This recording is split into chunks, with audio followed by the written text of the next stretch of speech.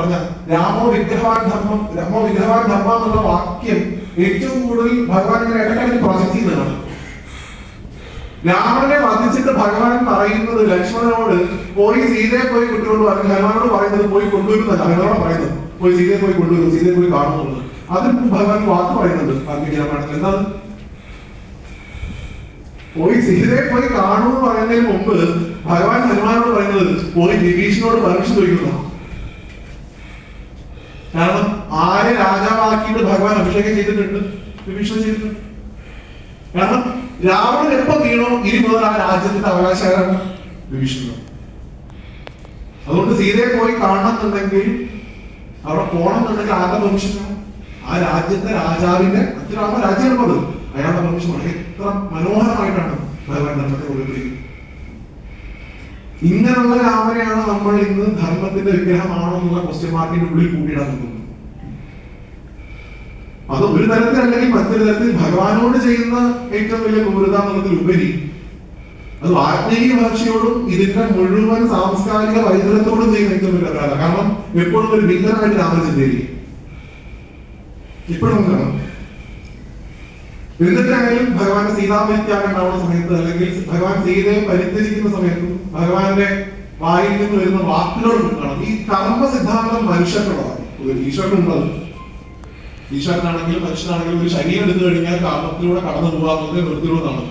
നേരത്തെ നമ്മൾ പറഞ്ഞു, രാമൻ ഒഴിയമ്മയിൽ ഭാര്യയെ വധിച്ചതിന്റെ കർമ്മഫലം എന്നുള്ള നിലയ്ക്ക് ഭഗവാൻ കൃഷ്ണാവതാരണ സമയത്ത് ജലഭാര്യയായിട്ട് പുനർദ്ധരിച്ച ഭഗവാൻ ഒഴിയമ്മയിൽ എന്നുള്ള വ്യാഖ്യാനം വേണ്ടി ഈശ്വരനായിട്ട് ജനിച്ചാൽ പോലും കർമ്മം ഉണ്ടാവുന്നതാണ്.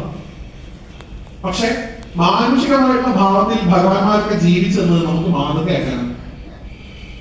രാമൻ ഒരു മനുഷ്യന്റെ റോൾ മോഡലാണോ എന്ന് ചോദിച്ചു കഴിഞ്ഞാൽ അത് നിങ്ങളുടെ പെർസ്പെക്റ്റീവാണ്. പക്ഷെ മനുഷ്യന് ഉപരിയായിട്ട് ഒരു ഭരണാധികാരിക്ക് രാമൻ റോൾ മോഡൽ ആണെന്ന് ചോദിച്ചു കഴിഞ്ഞാൽ അതിന് മുകളിൽ റോൾ മോഡൽ വരും. നമ്മൾ രാമനെ പോലെ ആവണം എന്ന് പറയാം, വലിയ ചലഞ്ചാണ്. പക്ഷെ ഒരു ഭരണാധികാരി രാമനെ പോലെ ആവുക എന്നുള്ളത് നിർത്തി രണ്ട് പെർസ്പെക്റ്റീവ്. ഈശ്വരന്മാരൊക്കെ നമ്മൾ അദ്ദേഹം പരബ്രഹ്മം എന്നുള്ള ചിന്ത വന്നു കഴിഞ്ഞാൽ പോയി. അതൊക്കെ അദ്ദേഹത്തിന് സാധിക്കുകയെ അദ്ദേഹം പരബ്രഹ്മമാണ്, അദ്ദേഹം ഈശ്വരനാണ്, അദ്ദേഹത്തിന് സാധിക്കാത്തത് നമ്മളൊക്കെ സാധാരണക്കാരാണ്. ഗുരുവായൂർ അമ്പലത്തിന്റെ തന്നെ പിറവിക്ക് കാരണമായിട്ടുള്ള ഭഗവാന്റെ മകനുണ്ട്, സാമ്പൻ, ജാമ്പവതിയുടെ മകൻ. ജാമ്പവതിയിൽ പുത്രോത്പാദനം ഉണ്ടാവാത്ത സമയത്ത് ഭഗവാൻ ജാമ്പവതിയെ കൂട്ടിയിട്ട് ഉപമന്യു എന്ന് വിളിക്കപ്പെടുന്ന മഹാശിവജി പോയിട്ട് ശിവപുരാണം പറയുന്നത്. ഉപമന്യുവിട്ട് പോയിട്ട് ഭഗവാൻ നമസ്കരിച്ചു, ജാമ്പവതിയും കൂടെ ചേർന്ന് നമസ്കരിച്ചിട്ട് ഉപമന്യു മഹർഷിയോട് പറഞ്ഞത്രേ, ഭഗവാനെ ഞങ്ങൾക്ക് നല്ലൊരു സൽപുത്രൻ ഉണ്ടാവാനുള്ള വ്രതം എന്ന് പറഞ്ഞു തന്നു. ഉപമന്യു ചാടിയിട്ട് പറഞ്ഞത്രേ, ഭഗവാനെ അന്ന് സ്വയം നാരായണൻ, അങ്ങേക്ക് സാധിക്കാത്തായിട്ട് എന്താ ഉള്ളത്? അന്നൊന്ന് സ്മരിച്ചാൽ മഹാദേവൻ അങ്ങയുടെ മുമ്പിൽ വരില്ലേ? എന്റെ ആവശ്യം പോകും. അതിന് ഭഗവാൻ കൃഷിപ്പെടുന്ന ഉത്തരം എന്താണ്? എന്നെ കണ്ട് വളരുന്ന ഒരു തലമുറ എനിക്ക് ശേഷമുണ്ട്. ഞാൻ ഇങ്ങനെ ചെയ്തു കഴിഞ്ഞാൽ നാട്ടുകാരൊക്കെ പറയും അദ്ദേഹം ഭഗവാൻ ആയതുകൊണ്ട് അത് എളുപ്പം സാധിച്ചു. അത് വേണം. ഒരു മനുഷ്യൻ എന്ത് ചെയ്യണമോ അത് ഞാൻ ചെയ്ത് കാണിക്കും. അതാണ് ആ റോൾ മോഡൽ കാണിച്ചു കൊടുക്കുക എന്ന് പറയുന്നത്. സ്വയം അനുഭവത്തിൽ കാണിച്ചു കൊടുക്കുക. അപ്പൊ വലിയ പ്രയാസം ചെയ്യും. അങ്ങനെ ഭഗവാനെ ജാമ്പവതിയും കൂടെ പാശുപതം എന്ന് വിളിക്കപ്പെടുന്ന വ്രതം എടുത്തുവെന്നും ആ വ്രതത്തിന്റെ അവസാനം ജാമ്പവതി കമ്പനി ആയതും സാമ്പൻ തിരിച്ചു പോകാണ്. അതുകൊണ്ട് മഹാദേവന്റെ പേരിട്ടു സാമ്പൻ, അമ്മയോട് കൂടിയ. എത്ര മനോഹരമായ കോൺസെപ്റ്റാണ്. അപ്പൊ അത് തന്നെയാണ് രാമൻ കാണിച്ചത്. അതും ചില സമയത്ത് കർമ്മം തിരിച്ചു കൊടുക്കേണ്ടത് എന്റെ ഉത്തരവാദിത്വമാണെന്ന് ചിന്തിക്കുന്ന മനുഷ്യരെ രാമൻ കാണും. സീതാദേവിയെ പല്ലക്കിലാത്രേ ഭഗവാന്റെ അടുത്തേക്ക് കൊണ്ടുവന്നത് യുദ്ധം കഴിഞ്ഞു. ഭഗവാൻ നിർജിക്കാണ് ചെയ്തത്. കൊണ്ടുവന്ന വാനന്മാരോട് ആര് പറഞ്ഞ് ഇവിടെ പല്ലക്കി കൊണ്ടുവരാൻ? ഒരു കൈകടി രാമൻ അവിടെ തന്നെ കാണാം. വേണമെങ്കിൽ ലക്ഷ്മണന്റെ കുഴപ്പപ്പോഴും, വേണമെങ്കിൽ ഭരതന്റെ ശത്രുവിന്റെ കുഴപ്പപ്പോഴും, ഈ പറയുന്നത് വിഭീഷണ കണ്ടുപോകും വാനോടൊപ്പം ഇങ്ങനെയൊക്കെ പറഞ്ഞ രാമനുണ്ടായി. വാൽമീകി രാമായണത്തിൽ വീടുന്നത് തെറ്റരുത്. എന്തായാലും എനിക്ക് തന്നെ താല്പര്യം ഗണപടം. ഈ മുഴുവൻ രാമായണത്തിന്റെ ബേസ് എന്ന് പറയുന്നത് രാമസിദ്ധാന്തമാണ്. ഞാൻ പറഞ്ഞു പറയാൻ വെച്ചാൽ രാമായണം ഉണ്ടായിട്ടുള്ള വിഷമം നമുക്കറിയാം. പ്രവർത്തന വിധനങ്ങളിലൊക്കെ അമ്പേറ്റ് വേണമെന്നുണ്ടായിട്ടുള്ള വിഷമം. രാമായണം ഉണ്ടായ ഒരു ചോദ്യം ഏതാണ്? ഞാൻ ഈ ചെയ്യുന്ന പാപങ്ങളുടെയൊക്കെ പങ്ക് നിങ്ങളും സ്വീകരിക്കാൻ തയ്യാറാണോ എന്നുള്ള രത്നാകരന്റെ കുടുംബത്തോടുള്ള ചോദ്യത്തിന് ആ ഭാര്യയായിട്ടുള്ള കാലാവസ്ഥയിൽ പറഞ്ഞ മറുപടിയാണ് താൻ നിരന്തരം ചെയ്യുന്ന കർമ്മങ്ങൾ താൻ അനുഭവിച്ചിരുന്നു. അപ്പോഴാണ് വീടുണ്ടായിരുന്നു. അവിടെ നിന്നാണ് രത്നാകരനിൽ നിന്ന് വാൽമീകിയിലേക്കുള്ള യാത്ര തുടങ്ങുന്നത്. ഈ കൊല്ലത്തിന്റെ ഇടയിൽ 13 കൊല്ലവും ഒരുമിച്ച് കഴിഞ്ഞിട്ട് അവസാനത്തെ ഒരു വർഷം തീരെ കാണാതിരുന്നിട്ട് ഓടി വന്ന് കാണുന്ന സ്വന്തം ഭാര്യയെ നോക്കിയിട്ട് ഒരു ഭർത്താവ് ഇതാണോ പറയേണ്ടത്? ഒരു പൂർവകർമ്മം സീതയുടെ അവിടെ അവശേഷിക്കുന്നുണ്ട്. ഏത്? മാരീചൻ വന്ന് മായപ്പൊന്മാനായിട്ട് ഭഗവാന്റെയും സീതയുടെയും മുമ്പിൽ നൃത്തം ചെയ്ത സമയത്ത് ഭഗവാൻ ആ മായപ്പൊന്മാന്റെ പുറകിൽ പോയ സമയത്ത് ആ മാരീചന്റെ കരച്ചിൽ കേട്ടിട്ട് സീത ലക്ഷ്മണനോട് പറഞ്ഞ കുറച്ച് വാക്കുകളുണ്ടേ. ഈ സീതയുടെ പക്ഷം പിടിക്കുന്ന ആൾക്കാർ അതും കൂടെ ഒന്ന് കേൾക്കണം. നിന്റെ ആഗ്രഹം എന്താണെന്ന് എനിക്ക് മനസ്സിലായി. നീ ആ ഭരതന്റെ കൂടെ ചേർന്നിട്ട് എന്റെ ഭർത്താവിനെ കൊന്ന് എന്നെ പ്രാപിക്കാനാണ് നിന്റെ വിചാരം എന്നുണ്ടെങ്കിൽ സ്വപ്നത്തിൽ വിചാരിച്ചാൽ മതി. ഏത് സീതയാ പറയുന്നത്? ഭൂമി ദേവിയുടെ മകളായിട്ടുള്ള സീത, മറ്റേ ക്ഷമയുടെ പ്രതീകമായിട്ടുള്ള സീത അല്ലേ? അങ്ങനെയുള്ള സീതയാണ്. ആ കർമ്മത്തിനുള്ളതാണ് അപ്പൊ തിരിച്ചിട്ടിയത്. അറിച്ചു രാമായണത്തിൽ മുഴുവൻ നിങ്ങൾക്ക് ഇത് കാണാം. ഭഗവാൻ ലക്ഷ്മണനെ ഉപേക്ഷിക്കുന്ന സമയത്തും ഇതേ ഭാവം, പറഞ്ഞ വാക്ക് പാലിക്കാൻ വേണ്ടിയിട്ട് പ്രവർത്തിക്കുന്ന രാമൻ. ഇങ്ങനെ ഓരോ സമയത്തും രാമായണത്തിന്റെ പല ഭാഗങ്ങളിലായി മാനുഷിക ദൈവിക ഭാവങ്ങളിലൂടെ സഞ്ചരിക്കുന്ന രാമനെ നമുക്ക് കാണാൻ സാധിക്കുന്നുണ്ടെങ്കിലും എൻ്റെ എളിയ അഭിപ്രായം എന്ന് പറയുന്നത് ഇന്ന് നമ്മൾ ജീവിക്കുന്ന ഈ പുതിയ കാലഘട്ടത്തിൽ അല്ലെങ്കിൽ കറന്റ് സൊസൈറ്റിയിൽ മാനുഷിക ഭാവത്തിലുള്ള രാമനെ കൂടുതൽ പ്രൊജക്റ്റ് ചെയ്യേണ്ട സമയത്തിലൂടെയാണ് നമ്മൾ കടന്നുപോയിക്കൊണ്ടിരിക്കുന്നത്. ഇല്ലെങ്കിൽ എല്ലാത്തിനും മറ്റേ എക്സ്ക്യൂസ് ഉണ്ടാവും, അദ്ദേഹം ഭഗവാൻ എന്നുള്ളത്. അത് നമുക്ക് അവിടെ അതോടുകൂടി നമ്മുടെ ഡോർ അടഞ്ഞു. ആ ഒറ്റ വാക്കിലും ഭഗവാൻ ആയതുകൊണ്ട് ഇതൊക്കെ സാധിച്ചു. അതിനപ്പുറത്തേക്ക് സഞ്ചരിക്കുമ്പോൾ മനുഷ്യനായിട്ടുള്ളൊരു രാമന് ഇങ്ങനെ സാധിച്ചു എന്നുണ്ടെങ്കിൽ എനിക്കും അത് സാധിക്കില്ലേ എന്നുള്ള ചിന്ത ഉണ്ടാകുമ്പോഴാണ് ഈ താതാത്മ്യം ഉണ്ടാകുക.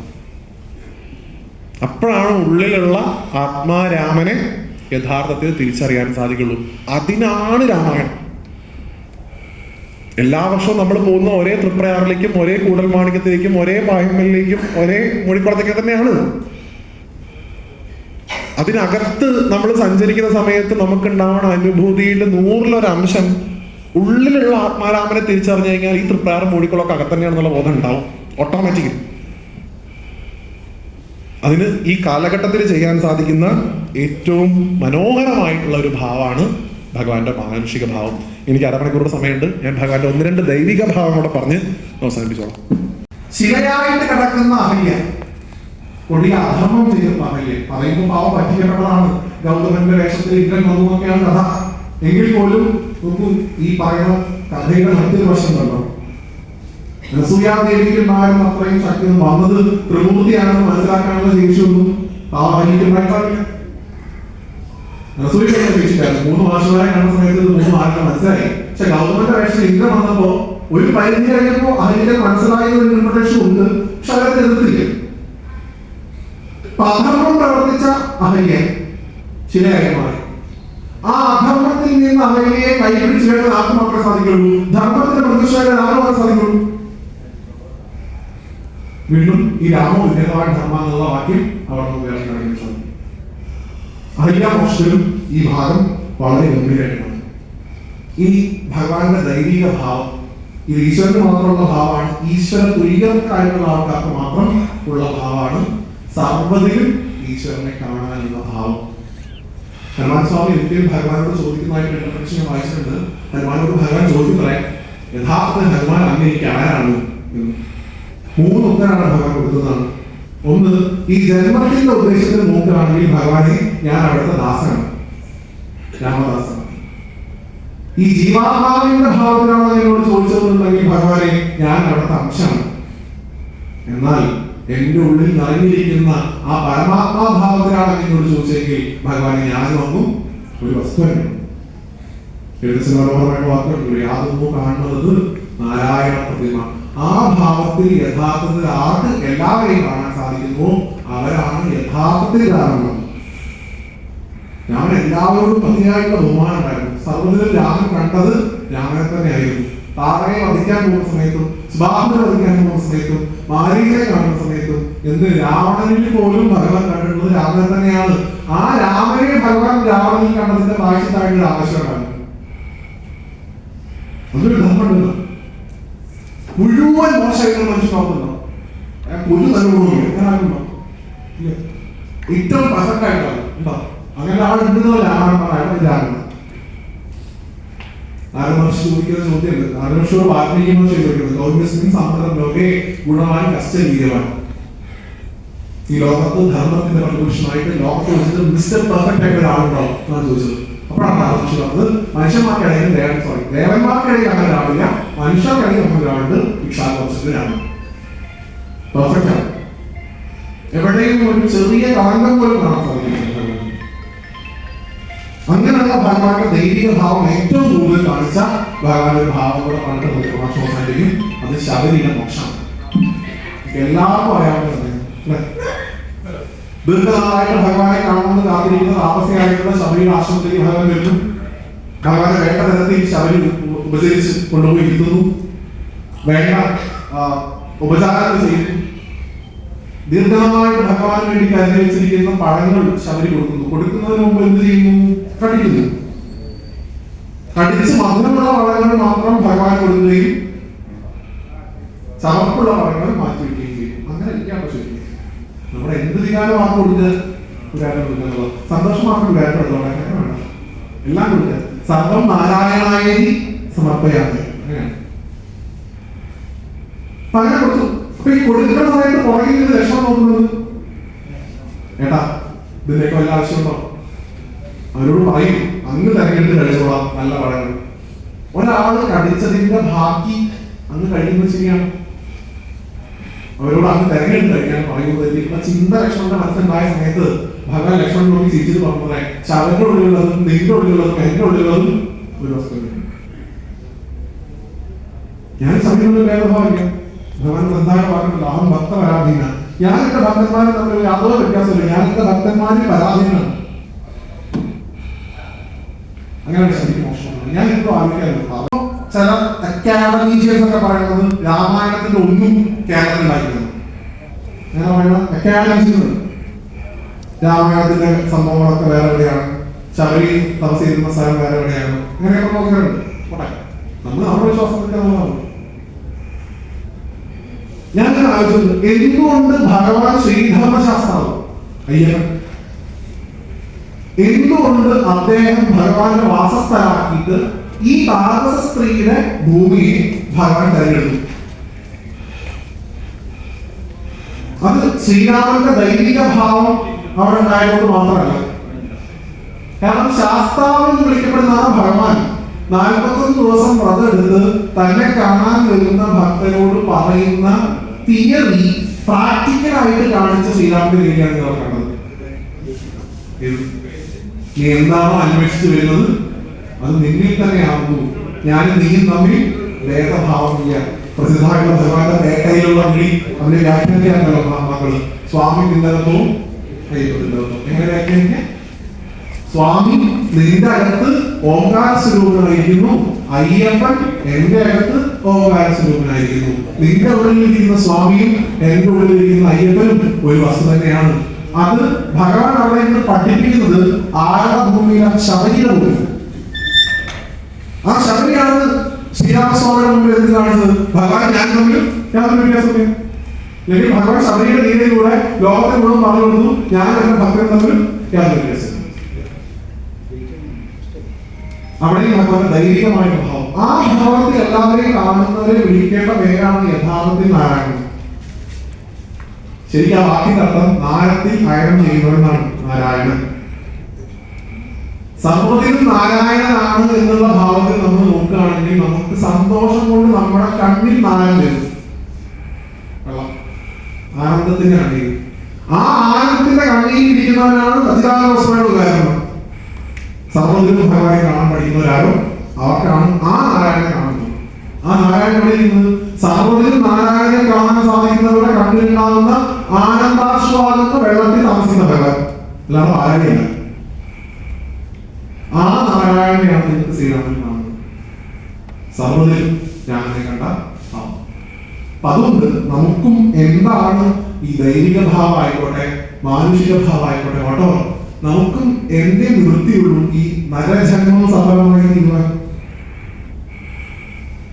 രണ്ട് ഭാഗത്ത് എന്ന് പറയുന്നത് തിരുനാമങ്ങൾ നാമിന്മേൽ എപ്പോഴും പിരിയാതെ ഇരിക്കണം, നമ്മുടെ നരജന്മം സഫലമായി വന്നു. ഏത് തിരുനാമം ഏതുമാവാം.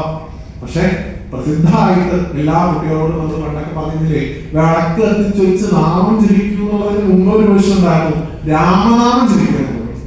അങ്ങനെ രാമനാമം ജപിക്കാൻ പറഞ്ഞപ്പോൾ അവർ ജപിച്ച മന്ത്രം ഏതാ? രാമ രാമ രാമ രാമ രാമ രാമ പാഹിമ രാമ പാദം ചേരണേ മുകുന്ദ രാമ പാഹിമ എന്നാണ്. അങ്ങയുടെ പാദങ്ങളെ ഞാൻ ആശ്രയിക്കുന്നു. പദഭജനം ശ്രേയ എപ്പോഴും അത് എന്റെ ചിത്തത്തിൽ ഉണ്ടാവണേ എന്നാണ് പ്രാർത്ഥിച്ചത്. അപ്പോഴേ എന്ത് കിട്ടുള്ളൂ? പരമാനന്ദ സന്തോഷം കിട്ടുള്ളൂ. അതുകൊണ്ട് ഭഗവാന്റെ പാദങ്ങൾ, ആ പാദങ്ങളാണ് അഹല്യം വ്യാപിക്കുന്നത്. ഭഗവാൻ എന്തിനു കാലം ചോദിച്ചു? ധർമ്മത്തിൽ. ആ ധർമ്മത്തിൽ നിന്നുകൊണ്ട് ഭഗവാന്റെ അർത്ഥം കാമം മോക്ഷം ഉണ്ടായി സൈവ അവസരം.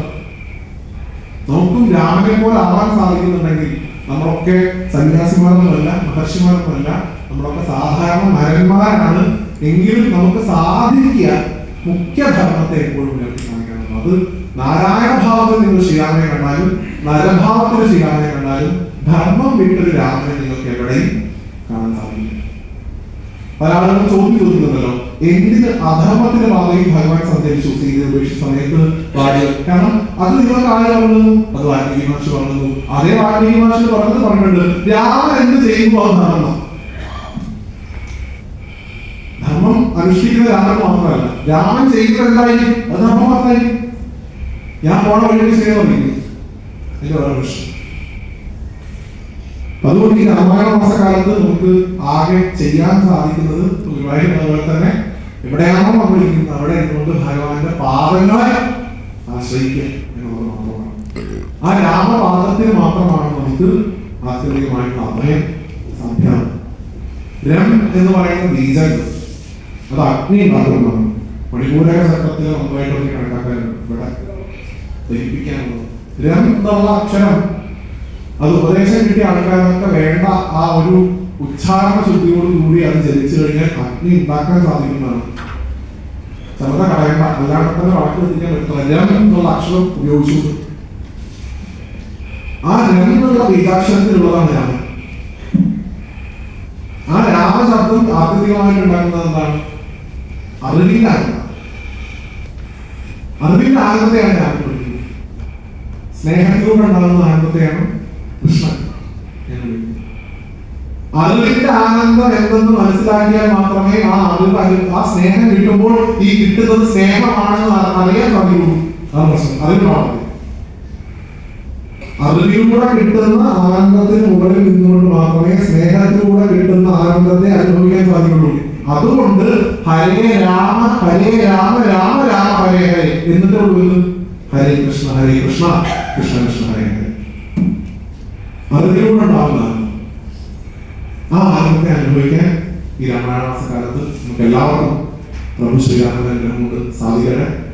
പലപ്പോഴും നമുക്ക് തോന്നും ഇതൊക്കെ എന്നെ കൊണ്ട് സാധിക്കൂ, ഇതൊക്കെ വലിയ മഹാത്മാക്കൾക്ക് പറഞ്ഞിട്ടുള്ള കാര്യമല്ലേ, ഈ ധർമ്മം തരാന്നൊക്കെ പറഞ്ഞു കഴിഞ്ഞാൽ വലിയ പ്രയാസമുള്ള കാര്യമല്ലേ, ഭാര്യ ഉപേക്ഷിക്കാനോ ഒഴിഞ്ഞുള്ള ആരെങ്കിലും ദേഹത്തേക്ക് അത്ര അയക്കാനോ അല്ല രാമായണം പറഞ്ഞത്. ധർമ്മത്തിൽ അടിയുറച്ച് ജീവിക്കുക എന്നുള്ളതാണ്. ധർമ്മത്തിൽ അടിയുറച്ച് ജീവിക്കുന്നവർക്ക് മാത്രമാണ് ധർമ്മത്തിലൂടെ അർത്ഥം ഉണ്ടാക്കാൻ സാധിക്കുള്ളൂ. ആ അർത്ഥത്തിലൂടെ മാത്രമാണ് ധർമ്മത്തിന്മേൽ അടിസ്ഥാനമായിട്ടുള്ള കാമം അനുഭവിക്കാൻ സാധിക്കുള്ളൂ. അങ്ങനെയുള്ള ആളുകൾക്ക് മാത്രമാണ് മോക്ഷപ്രാപ്തിയും ഉണ്ടാവുകയുള്ളൂ. എപ്പോഴെങ്കിലും അങ്ങനെ സംശയം തോന്നുകയാണെങ്കിൽ സ്മരിക്കേണ്ടത് രാമായണത്തില് ഭഗവാൻ ശ്രീരാമന്റെ മാനുഷികമായിട്ടുള്ള ദൈവികമായിട്ടുള്ള ഭാവങ്ങളെ കുറിച്ച് നമ്മളിവിടെ പറയുമ്പോൾ നിങ്ങൾ എല്ലാവരും ഇവിടെ ഇരിക്കുന്നതിന്റെ ഇടയിൽ ഏതൊക്കെയോ ഒഴിഞ്ഞ ചേർന്നിലോ അല്ലെങ്കിൽ ഇതിന്റെ മുകളിലൊക്കെ ഒരാളും കൂടി ഇരിക്കുന്നുണ്ട് എന്നുള്ള ഭാവം നമുക്ക് ഉണ്ടാവാതിരിക്കരുത്. അദ്ദേഹത്തെ സ്മരിക്കുക. ആ സമയത്ത് എന്നെ കൊണ്ട് ഇത് സാധിക്കുമോ? ആ ചോദ്യം എപ്പോഴൊക്കെ മനസ്സിലുണ്ടാവുമോ ആ സമയത്ത് ആരെ സ്മരിക്കാൻ പറയുന്നു? ഹനുമാനെ സ്മരിക്കണം. അദ്ദേഹത്തിന് സാധിക്കുക എന്നൊരു വിഷമം ഉണ്ടായ സമയത്ത് ജാമ്പവാന്റെ ഭാവത്തിൽ വന്നൊരു ഗുരുനാഥൻ പൂർവകൃതി എന്താണെന്നുള്ളത് ഓർമ്മിപ്പിച്ചു. അമ്മ പറഞ്ഞു കൊടുത്തു, ഉണ്ണി നിനക്ക് കഴിക്കാനുള്ളത് ഈ മോളിൽ കാണുന്ന സാധനങ്ങളൊക്കെയാണ്. അദ്ദേഹം കണ്ടത് പറയാൻ പാടില്ല, അതിന്റെ മുകളിൽ ഉദിച്ചു വരുന്ന ഒരാളായിരുന്നു. എപ്പോഴും നിങ്ങളുടെ ലക്ഷ്യങ്ങൾ അങ്ങനെ കാണാൻ പഠിക്കുക. ഇതാണ് നിനക്ക് പോകുന്ന സ്ഥലം എന്ന് പറഞ്ഞാൽ അങ്ങനെ പറയുകയാണെങ്കിൽ അതിന്റെ അപ്പുറത്ത് എന്തുണ്ട് ചിന്തിക്കുക. അത് ഓവർ കോൺഫിഡൻസ് അല്ല, സാധിക്കും. നമ്മളെ കൊണ്ടുള്ള ഓർക്കണം സാധിക്കും. അതിനാണ് നമ്മൾ സമയം കൊണ്ട് പ്രാർത്ഥിക്കേണ്ടത്. Out of the box thinking എന്ന് പറയുന്നത് എന്താണോ വിധിക്കപ്പെടുന്നതിന്റെ അപ്പുറത്ത് ചിന്തിക്കാന്ന് പറയുന്നത്. അങ്ങനെയുള്ള ഹനുമാൻ സ്വാമിയാണ് ഭജിക്കുന്നത്. ആ ഹനുമാൻ സ്വാമിയെ ഭജിക്കുന്നതിലൂടെയാണ് മാതൃഭാവത്തിൽ ഭഗവാനെ കാണുന്ന ഗുരുവായൂരിലേക്ക് നമുക്ക് ഗുരുവായൂർ ഉണ്ണിയനായി കാണും. നമുക്ക് പൂർണ്ണ തോതിൽ ഗുരുവായൂരിനെ മനസ്സിലാക്കുന്നത്. കാരണം ഹനുമാൻ ചിത്രത്തിൽ പഠിക്കണമെന്ന് ഗുരു പറയും, മനസ്സാണ് പ്രാണൻ, മുഖ്യ പ്രാണൻ വിളിക്കും ഭഗവാൻ പറഞ്ഞത്. എന്റെ അറിവ് ശരിയാണെങ്കിൽ ഉടുപ്പി ക്ഷേത്രത്തിൽ ഭഗവാന്റെ ശ്രീകോവിലിന്റെ ഭാഗം അവിടെ എഴുതിയ മുഖ്യ പ്രാണൻ ഹനുമാൻ. അവിടെ ചെന്ന് ഭഗവാനോട് പറയുന്ന സമയത്ത് നമുക്ക് പറയാൻ സാധിക്കണം, അങ്ങേക്ക് ഇതേപോലത്തെ ലക്ഷണം ഉണ്ടായപ്പോൾ അങ്ങേ ആരെ സഹായിച്ചു? ജാമ്പവാൻ പുരസ്കാരത്തിൽ വന്ന് അങ്ങേക്ക് ലക്ഷ്യം എന്താണ്, അങ്ങയുടെ പൂർവ്വ ജന്മസുഹൃതം എന്താണ്, അല്ലെങ്കിൽ കൃതി എന്താണെന്ന് പറഞ്ഞു തന്നുകൊണ്ട് അങ്ങയുടെ പൂർവ്വജന്മ വാസനയെ ഓർമ്മിക്കുകയും അങ്ങേക്ക് അങ്ങയുടെ ലക്ഷ്യത്തെ നിഷ്പ്രയാസം നേരിടാൻ സാധിച്ചു. ഞങ്ങൾക്ക് എന്ത് വേണം? രാമനെ അറിയണമെന്നുണ്ടെങ്കിൽ ഹനുമാൻ സ്വാമിയുടെ ഗ്രഹങ്ങൾ വേണം. ആ ഹനുമാൻ സ്വാമിയെ അനുഗ്രഹമാവുന്നതിന് എന്ത് വേണം? ഹനുമാൻ സ്വാമിയെ വന്ന് ചിന്തിക്കാൻ ഭഗവാൻ താല്പര്യം രാവണ ചിന്തിക്കണം. മനോഹരമായിട്ടൊരു മനുഷ്യനാണ്. അതിലൂടെയൊക്കെ അദ്ദേഹത്തിന് വോട്ട് ചെയ്യാതെ തോന്നുന്നത് ശരിയില്ല എന്നുള്ളതുകൊണ്ടാണ് ഹനുമാൻ സ്വാമിയെ കുറിച്ച് എന്തെങ്കിലും പറഞ്ഞു പോകുന്നല്ലോ എന്ന് വിചാരിച്ചത്. അതുകൊണ്ട് അങ്ങനെയുള്ള ശ്രീരാമസ്വാമിയെ സാക്ഷാത് നമസ്കരിക്കുന്നു. ഒരിക്കൽ കൂടി പൈതൃകത്തിന്റെ സന്തോഷം നിങ്ങളെ അറിയിക്കുന്നു.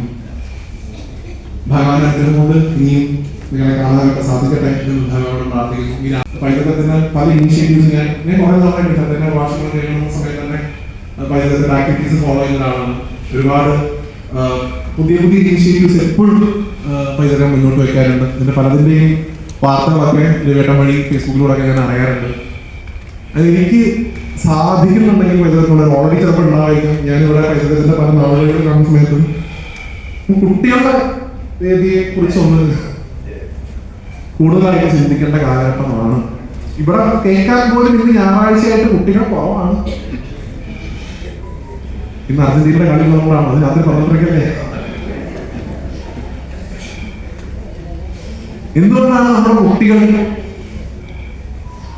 ഈ ധർമ്മത്തിന്റെ ഭാഗമായിട്ടുള്ള ഇത്തരത്തിലുള്ള സംസ്ഥകളിലേക്ക് ഒരു വിമുഖത കാണിക്കുന്നത് എന്നെനിക്ക് ഈ രാമായണ മാസക്കാലത്തുള്ള ഒരു ആശങ്ക മാത്രമാണ്. കാരണം ഏറ്റവും അധികം ആധ്യാത്മികതയായിട്ടൊക്കെ അടുത്ത് നിൽക്കുന്ന ആൾക്കാരാണ് പലപ്പോഴും ആ കുട്ടികളെ പലപ്പോഴും ദൂരേക്ക് മാറ്റി നിർത്തുന്നുള്ള സങ്കടകരമായിട്ടുള്ള അവസ്ഥ പല സ്ഥലത്ത് പോകുമ്പോൾ ഞാൻ അനുഭവിക്കുന്നത്. നിങ്ങളൊന്നും ആ കാറ്റഗറിയിൽപ്പെട്ട ആൾക്കാരല്ല. നിങ്ങൾക്കൊക്കെ അതിന്റെ ഔന്നിത്യം മനസ്സിലായ ആൾക്കാരാണ്. നിങ്ങൾക്ക് സാധിക്കും. പല സ്ഥലത്ത് ഞാൻ പോകുമ്പോൾ കാണുന്നത് നിങ്ങൾക്കുള്ള ആൾക്കാരല്ല. എന്റെ അനുഭവത്തിൽ ഞാൻ മറക്കാത്ത കാര്യമാണ്. ഗുരുവായൂരപ്പന്റെ അടുത്ത് ഞാൻ പറയാം, നവരാത്രി കാലത്ത് ഒരു പ്രഭാഷണമായി പാലക്കാട്. പ്രഭാഷണത്തിന് മുമ്പായിട്ട് വിദ്യാഗോപാല മന്ത്രാസനുണ്ട്. പ്രഭാഷണം വിദ്യാഗോപാല മന്ത്രാസന കഴിഞ്ഞിട്ടാണ് മഹാനവമി ദിവസം ഞാൻ പോയ സമയത്ത് പ്രഭാഷണം തുടങ്ങാൻ കുറച്ചുകൂടെ സമയമുണ്ട്. വിദ്യാഗോപാല മന്ത്രാസനം അടക്കി ഇരിക്കാം എന്ന് പറഞ്ഞ് അവിടെ ചെന്ന് നോക്കിയപ്പോൾ ഞാൻ കണ്ടത് ഒരു 10-12 അമ്മമാരും ഒരു 7-8 മുത്തശ്ശിമാരും ഇരുന്ന് പൂജിക്കുക. അപ്പോൾ അച്യുതായനോ അനന്തായനോ ഒരു പ്രയാസമില്ല. എല്ലാവർക്കും ഉള്ളതന്നെ വിദ്യാഗോപാലം, കുട്ടികൾക്ക് മാത്രമുള്ളതല്ല. അങ്ങനെ അഭിപ്രായമില്ല. പക്ഷെ പൊതുവിൽ വിദ്യാഗോപാലത്തിന് ടെംപ്ലേറ്റ് ഉണ്ടല്ലോ. ഇത് കുട്ടികൾക്കുള്ളതാണ് എന്നൊരു പറച്ചിലുണ്ടാണ്. ഒരാളാണ് ഒരു കുട്ടി. ഞാൻ പോകുമ്പോൾ പ്രഭാഷണം കണ്ട എപ്പോൾ എനിക്ക് മെസ്സേജ് അയക്കുന്നൊരു അമ്മ, ഏത് ഭാഗവത സപ്താഹ വേദിയിലും താഴെ മാത്രം ഇതിൽ ഡയറിയിൽ എഴുതിയിട്ട് അമ്മ അങ്ങനെയാണ് അവിടെ ഇരുന്ന് പൂജിക്കുന്നത്. അപ്പൊ അവരുടെ ഫാമിലിയായിട്ട് എനിക്കറിയാം. ഞാൻ അവരെ അറിഞ്ഞു വന്ന സമയത്ത് അമ്മയോട് ചോദിച്ചു, അമ്മയുടെ മകന്റെ പേരൊക്കെ ഞാൻ ഇവിടെ എന്തായാലും പറഞ്ഞു റെക്കോർഡ് ചെയ്യുന്നു. അവരിപ്പോഴും കമന്റ് ചെയ്യാറുണ്ടേ. ഞാൻ അവരോട് ചോദിച്ചു, എന്താ മോൻ വന്നില്ല? ഞാൻ അവരോട് ചോദിക്കുന്നത് നിങ്ങൾ മനസ്സിലാക്കണം, അവര് വൈകിയാണ് ചോദിച്ചത്. അവൻ എന്തുകൊണ്ട് വന്നില്ല എന്നല്ല. കാരണം വൈകുന്നുണ്ടെങ്കിൽ ഈ അമ്മ അവരെ കൊണ്ടുവരുന്നുള്ള 110% ഉറപ്പിന് മുകളിൽ നിൽക്കണം. എന്തുകൊണ്ടാണ് വന്നില്ല എന്നുള്ള ചോദിച്ചു. അവൻ എന്തെങ്കിലും അസുഖം ഉണ്ടോ ചോദിച്ചപ്പോ ഒരു മടി വേണ്ട അമ്മന്റെ മുഖത്തേക്ക് പറഞ്ഞിട്ട് അവൻ ആകെ കിട്ടുന്ന ഒരു അവധി ദിവസം എല്ലാം പറയുവാണ്. എന്നിട്ടാണ് നമ്മൾ ഇവിടെ സ്വന്തഭാഗ്യം ഞാനാണെന്ന് വായിച്ച് അവസാനിപ്പിക്കുന്നത്. നാരായണി, നിങ്ങൾക്ക് ഗുരുവായൂരിന് കൊടുക്കാൻ പറ്റുന്ന ഏറ്റവും വലിയ ഗിഫ്റ്റ് എന്താണ് പ്രിയപ്പെട്ടവരെ? അത് നിങ്ങൾക്ക് അടുത്ത ജനറേഷനാണ്, വരുന്ന തലമുറ. വരുന്ന തലമുറയാണ് ആ ശ്രീലകത്തിനോട് അദ്ദേഹം പ്രതീക്ഷയോട് നോക്കിക്കാണുന്നത്. ധർമ്മ സംസ്ഥാനത്തിന് രാമനായിട്ടും കൃഷ്ണനായിട്ടൊക്കെ ഭഗവാൻ അവതരിക്കുന്ന സമയത്ത് ഭഗവാന്റെ കൂടെ തോളോട് തോൾ ചേർന്ന് നിന്ന് ഭഗവാന്റെ കൂടെ ധർമ്മ സംരക്ഷണം നടത്തുന്ന ഒരു തലമുറ വളർന്നു വരാണ് ഈ ഭൂമിയിൽ മനസ്സിലാക്കുന്നത്. അതിനകത്ത് ഭാഗവതം പോലും എന്തിന് ഭാഗവതം വിപരീതമല്ല. ഭാഗവതത്തിന്റെ പ്രധാനപ്പെട്ട ഭാഗം ഉദ്ധവനെ പോലെ, ധ്രുവനെ പോലെ, സുധാമാവിനെ പോലെ, നല്ല നല്ല പുതിയ ഭോഗസ്ഥരെ പോലെ ഇവരെപ്പോലുള്ള കുട്ടികളെ വാർത്തെടുക്കാൻ വന്ന ഭാഗവതം. ഭാഗവതം കേട്ട് അങ്ങനത്തെ കുട്ടികളാണ് ഉണ്ടാകുന്നത്. രാമായണം കേട്ട് ലക്ഷ്മണനെ പോലെ കുട്ടികളുണ്ടാവുക. ശ്രീരാമസ്വാമി പോലെ വാർത്തയും പറയില്ല. സൗമിത്രയാണ് വിളിക്കുന്നത് ചെയ്യുന്നത്. അമ്മയെ പോലെ മകൻ സ്വാമി സാറിന്റെ പറയാൻ രാമനെ പോലത്തെ കഥാപാത്രങ്ങളിൽ നിന്ന് പല കാര്യങ്ങളും നമുക്ക് കാണാൻ പറ്റും. പക്ഷെ ലക്ഷ്മണനെ പോലത്തെ കഥാപാത്രങ്ങൾ മഷിക്കുള്ളി കാണുന്നില്ല. മഷിക്കുള്ളി ഭഗവാന് ദേവിയുടെ ആഭരണങ്ങൾ എടുക്കുന്ന സമയത്ത് ഓരോ ആഭരണങ്ങളും ഇങ്ങനെ നോക്കുന്ന സമയത്ത് ലക്ഷ്മണനോട് ചോദിച്ച് കണ്ടുകൊടുക്കും, ചൂടാവണി കാണിച്ചു കൊടുക്കും, അല്ലെ, വള കാണിച്ചു കൊടുക്കും, നെക്ലസ് കാണിച്ചു കൊടുക്കും. ലക്ഷ്മണനെ ചോദിച്ചു എനിക്കറിയില്ല, പാർസെന്റ് കാണിച്ചു കൊടുക്കും. ഇത് അമ്മയാണെന്ന് അറിയില്ല. കാരണം ഞാൻ എന്ത് മാത്രമേ കണ്ടുള്ളൂ, അമ്മയുടെ കാലം കണ്ടു. സുമിത്രാവാക്യം സീതയെ അമ്മയായിട്ട് കാണാം, രാമനെ അച്ഛനായിട്ട് കാണാം, അയോധ്യയെ നാടായിട്ട് കാണാം. ഇതൊക്കെ കേട്ടതാണ് ഈ പോയിരുന്നതാണ്. എന്ത് ബാധ്യതയായിരുന്നു ആ മനുഷ്യൻ. രാമനെ രാജാവാക്കണമെന്നും രാമനെ കാട്ടിലേക്ക് അയക്കണം, ഭരതനെ രാജാവാക്കണമെന്നും ഉള്ളൂ രണ്ടു കാര്യങ്ങൾ ചോദിക്കുന്നത്. ലക്ഷ്മണൻ ഒരു ബാധ്യതയും കാര്യത്തില്ല. പക്ഷെ എപ്പോഴും രാമന്റെ കൂടെ ലക്ഷ്മണനുണ്ട്.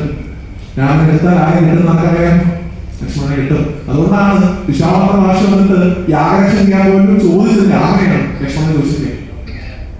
അങ്ങനെ അമൃതമാനായിട്ട് രാമനെ കിട്ടുന്നത് കാരണം ഭക്ഷിക്കറിയാം രാമനോട് ആരും പോലും. കഥയൊക്കെ ഉണ്ട്, അതൊക്കെ നാളെ കഥയെ കാണുന്നത് ഞാൻ വിദ്യാഭ്യാസമാണ്. ഞാൻ രാമായണ വായിച്ചതൊന്നും വരില്ലേ. അടുപ്പിച്ച് വന്നപ്പോ കരച്ച് പറഞ്ഞു, രണ്ടെണ്ണത്തിനടുത്ത് ഒന്നിൽ കരുതിയപ്പോ കരച്ച് നിർത്തിയതാണ്. ലക്ഷ്മണന്റെ കാര്യം കിട്ടി, രാമന്റെ അടുത്ത് കരുതുമ്പോഴാണ് നിർത്തിയതാണ്. അങ്ങനെ അനുജനെ പോലുള്ള അങ്ങനെയൊക്കെയുള്ള കുട്ടികളൊക്കെ ഈ ധർമ്മത്തിന് സംഭാവന ചെയ്യാൻ വേണ്ടിയിട്ടാണ് ഇക്കണ്ട രാമായണമാസക്കാലവും ഭാഗവത സപ്താഹകാലവും സത്രവും ഒക്കെ വേണം. നമ്മുടെ കഥ കേട്ട് പോവുക, അല്ലെങ്കിൽ എന്റർടൈൻമെന്റ്. പൈതൃകത്തെ കുറിച്ചുള്ള എനിക്ക് ഏറ്റവും വലിയ അഭിമാനബോധം ആധ്യാത്മികതയിൽ എന്റർടൈൻമെന്റ് ആക്കാത്ത ഒരു സംസ്കാര സംഘടനകളാണ്. അത് വളരെ വലിയ സത്യമാണ്. ഇന്ന് പലപ്പോഴും ആധ്യാത്മിക ശാസ്ത്രമൊക്കെ രാമായണം പോലും എന്റർടൈൻമെന്റ് ആണ്.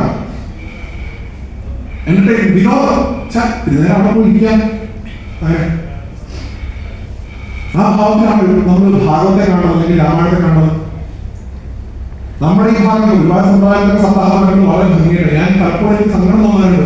ഭക്തി ഉണ്ടാകാനാണെങ്കിൽ നന്നായിക്കോട്ടെ, അതിന് എനിക്ക് വിരോധം ചെയ്യാം. മൂന്നാം ദിവസം നരസിംഹാവതാരം വായിക്കുന്ന സമയത്ത് സ്റ്റേജിൽ കൊണ്ടുപോയിട്ട് തൂട് വയ്ക്കാൻ, എന്നിട്ട് അതിന്റെ ഉള്ളിലേക്ക് ആളോട് പറയാ നാരായണ സപ്താഹങ്ങളിൽ സമ്പേ കട്ടയുള്ള വാക്ക് ആചാരമായി കൊണ്ട് ചോദിക്കുന്നു. എന്നിട്ട് അദ്ദേഹം നിന്ന് അലാവുന്ന സമയത്ത് മൈക്രോ ഓപ്പറേറ്റർ സിനിമത്തിന് സൗണ്ട് ഉണ്ടാക്കുക. ഇതൊക്കെയാണ് നാരായണ ഭാഗവത വേർഷൻസ്. ഭക്തി ഉണ്ടാക്കാനാണെങ്കിൽ എനിക്കൊരു കുഴപ്പമില്ല. പക്ഷെ അത് എന്തായിട്ട് കാണുന്നു, എന്റർടൈൻമെന്റ് ആയിട്ടാണ്. ഭാഗവത എന്റർടൈൻമെന്റ് ആണ്. ഏഴാം ദിവസം ഭാഷയെ പഠിച്ച് മരിക്കുന്ന ശാപമിന്റെ പരീക്ഷ എന്ത് വിനോദം അതേ സമയം എന്നിട്ട് നാലാം ദിവസം വിശ്രാമ സമയത്ത് ഏകദേശം അദ്ദേഹത്തെ കോട്ടയം കൊന്നിട്ട് വിടും. സ്വാമി നിശ്ചിതമായിട്ട് വിമർശിക്കണം. ഒരു തരമായ സർക്കാരിൽ പോയ സമയത്ത് കോട്ടയം എന്ന വെള്ളരിക്ക വേണം കൃഷ്ണ വിഗ്രഹത്തിന് പറയാം. എന്തെങ്കിലും വെള്ളരിക്ക കൊടുക്കുക കോട്ടയം കൊടുക്കും. കഴിഞ്ഞ് 6-ാം ദിവസം തലയിൽ പപ്പടം ചേർന്ന ഒരാളെ ഗുജറാത്തി അതിൽ കഴിയുമ്പോൾ ഗുജറാത്ത് മോണെ കൂടെ ഭാഗവതം ആൾക്കാരെ പോയി.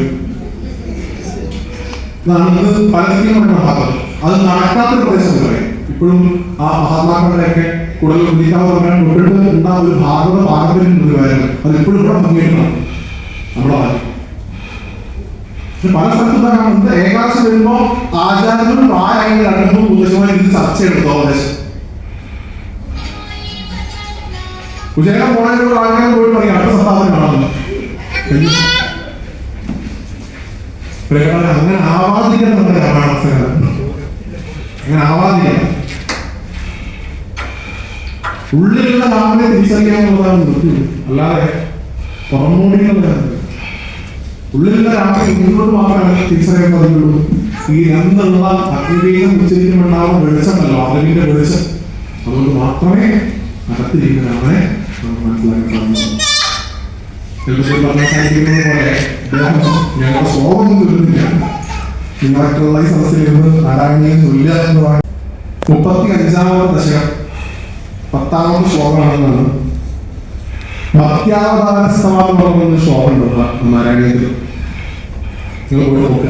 35 ദശകം 10-ാമത്തെ ശ്ലോകം ഭക്ത്യാവതാരസ്തവം എന്ന് പറയുന്ന ഭാഗമാണ്. ഞങ്ങൾക്കൊരു ഗുരുവായൂരപ്പനെ നോക്കി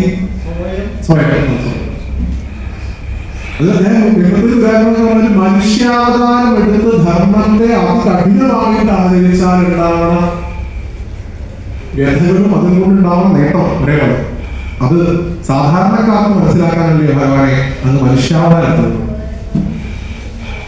കാരണം കൃഷ്ണനിലേക്ക് വരുമ്പോൾ കമ്പ്ലീറ്റ് ചെയ്യാൻ നേരത്തെ മാറി. കൃഷ്ണസ്തു ഭഗവാൻ സ്വയമായി രാമനെ നെപ്പത്തൂര് പോലും പറഞ്ഞ് അവസാനിപ്പിച്ചത് പൂർണ്ണമായിട്ടും ഒരു മനുഷ്യാവതാരം എന്ന സങ്കല്പത്തിൽ തന്നെയാണ്. നമുക്ക് കാണിച്ചു തന്ന ഭഗവാൻ ഏറ്റവും മനോഹരമായിട്ടുള്ള റോൾ മോഡൽ രാമാവതാരം. എന്തിനു വേണ്ടിയിട്ട്? ധർമ്മത്തിൽ അടിയുറച്ച് ജീവിക്കാൻ വേണ്ടിയിട്ട്. ആ ധർമ്മത്തിൽ അടിയുറച്ച് ജീവിച്ച രാമൻ ശബരിക്ക് മോക്ഷം കൊടുത്ത സ്ഥലത്താണ് ധർമ്മശാസ്ത്രാവലി. ധർമ്മത്തെ ഇന്നും ഈ ഭൂമിയിൽ അദ്ദേഹം പഠിപ്പിച്ചുകൊണ്ടിരിക്കുന്നത്. 41 ദിവസത്തെ അദ്ദേഹത്തിന്റെ കോഴ്സ് അതാണ്, ധർമ്മം പഠിക്കുക. എങ്ങനെ? ചൈതന്യത്തിലൂടെ, ശീലങ്ങളിലൂടെ, നാമത്തിലൂടെ, അനുഷ്ഠാനങ്ങളിലൂടെ ധർമ്മം പഠിക്കും. എറണാകുളത്തെ പ്രഭാഷണമുണ്ട്, അയ്യപ്പൻ ശ്രീരാമസ്വാമി തമ്മിലുള്ള ബന്ധം. ഞാൻ പഠിച്ചുകൊണ്ടിരിക്കുമ്പോൾ എനിക്ക് തോന്നിയ ഒരു പോയിന്റാണ്, എന്തുകൊണ്ട് ശബരിയുടെ വാസസ്ഥലം ധർമ്മശാസ്ത്രാവ് തിരഞ്ഞെടുക്കുന്നു? അവനോട് നിന്നുള്ള ഭഗവാൻ തിരിച്ചറിയണം. അതിനുവേണ്ടി പലരും നടത്തുന്ന നിരവധിയായിട്ടുള്ള ശ്രമങ്ങളുടെ ഭാഗമായിട്ട് ഇന്നിവിടെ നടന്ന ഈ ഒരു പ്രഭാഷണത്തിന്റെ ഭാഗമാകാൻ സാധിച്ചതിലുള്ള അതിയായിട്ടുള്ള സന്തോഷം നിങ്ങളെ അറിയിക്കുന്നു. ഗുരുവായൂരപ്പനെയും അമ്പിയൂരപ്പനെയും ഇടത്തിലെത്താതെ ഭഗവതി സാഷ്ടാംഗം നമസ്കരിച്ചുകൊണ്ട് ഇത്രയും സമയം ഇവിടെ ഇരുന്ന് നിങ്ങളെ ഓരോരുത്തരെയും സാഷ്ടാംഗം നമസ്കരിച്ചുകൊണ്ട് ഈ പ്രഭാഷണത്തിൽ ശ്രീ ഗുരുവായൂരപ്പനായിരിക്കുന്ന പ്രയാണത്തിന്റെ പ്രഖ്യാപനത്തിൽ സമർപ്പിക്കുന്നു. എല്ലാവർക്കും എന്റെ ഹൃദയം നിറഞ്ഞ നന്ദി. Thank you so much.